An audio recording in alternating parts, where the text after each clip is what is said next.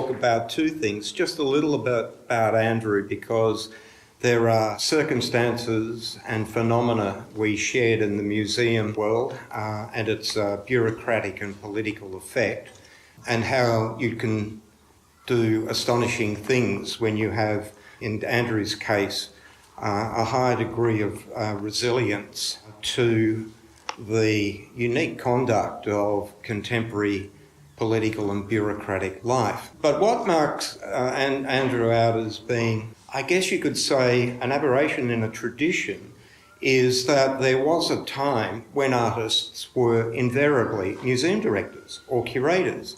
And in Melbourne's case, it began with J.F. Follingsby, Lindsay Bernard Hall, W.B. McGuinness, Darrell Lindsay in the mid-20th century. The Art Gallery of New South Wales had the distinguished painter Tony Tuxon, who was also a curator and art historian.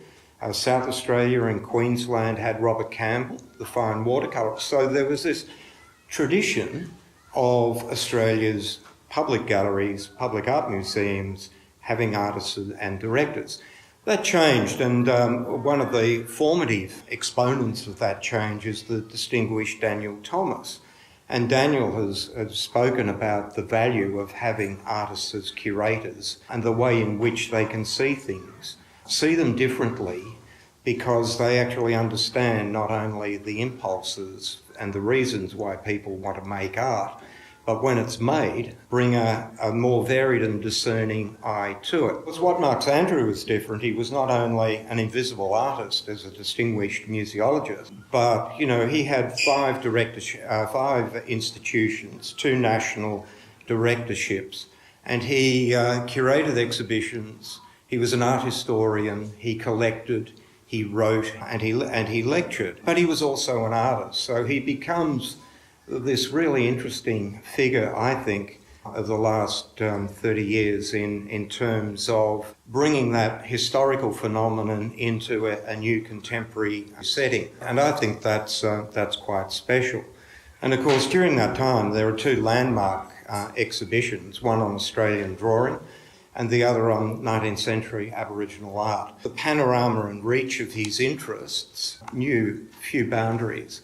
And that's what makes him an exceptional artist, the degree of introspection that he had for his own work, which I suspect, and I'll talk about in a minute, was built from the panorama of art history and his dealing with it. I certainly won't dwell on the life and times of working in an art museum when the weight of bureaucracy has never been greater and the level of political interest or uninterest in the arts has never been higher. And that's not a cheap shot. I just think that it is actually a bulletproof argument which doesn't look like changing anytime soon. This is the second exhibition of Andrew's and the second one I've seen, and I was delighted to open it for 2 reasons. Andrew became a distinguished museum director and was always an artist. I wanted to be an artist and graduated from the VCA, became a museum director and have become more or less something of a writer with a book out later this year. But what makes interesting sense about this exhibition was a moment of reflection I had, and it did tell me a lot about Andrew, his art, and why you want to be an artist.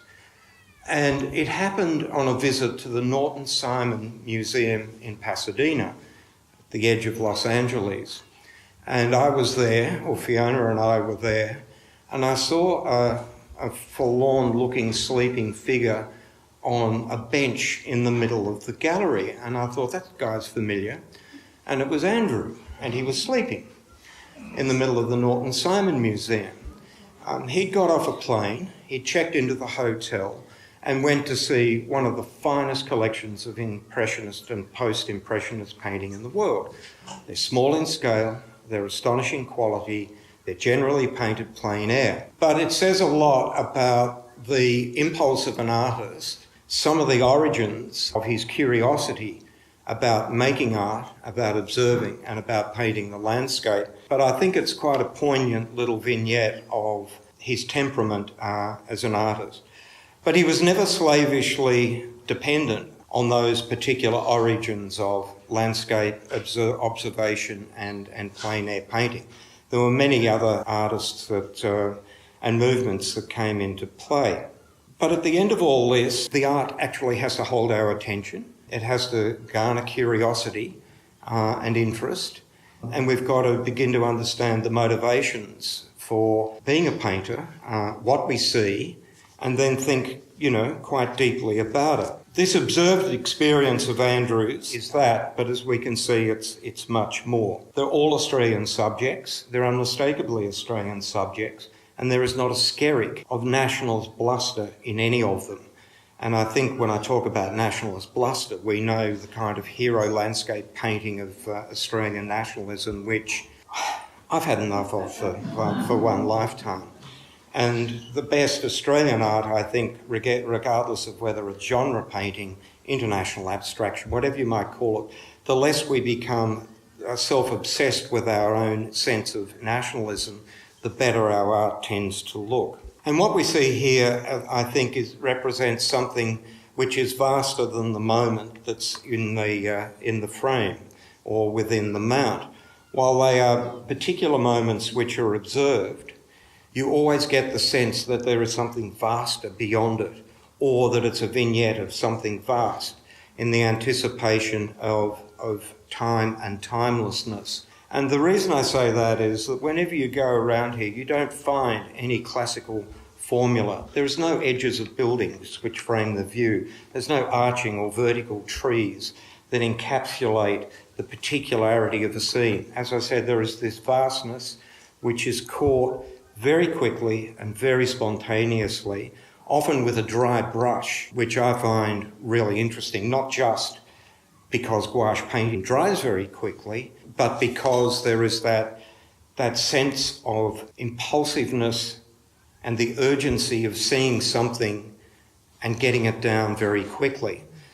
You end up with this particular poise, and there's a quiet sense of monumentalism in it as well. And the white becomes part of his aesthetic, not part of an affectation. Because if you're no good, leaving so much white paper simply exposes you even more. So the clarity of each of the marks that begin to define the summary of the observed experience is really quite impressive. I was thinking before, when you look at actually the white and the single brush marks, the deftness of the touch, I was thinking of Matisse of 1905, where you get these multicoloured single gesture lines and they are simply boxed in. I'm not saying that that's a source, I'm just simply saying for an artist that's so well read in art history, you shouldn't be surprised when these moments tend to appear.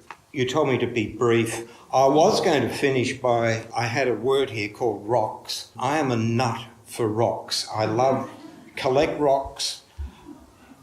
I don't look at horizon lines when I walk on the beach. I look at rocks. Andrew was fascinated by geology. He loved rocks too. But the rocks are not just geological form. When you actually look at some of them across an expanse of white, there is a real indebtedness to the subject matter.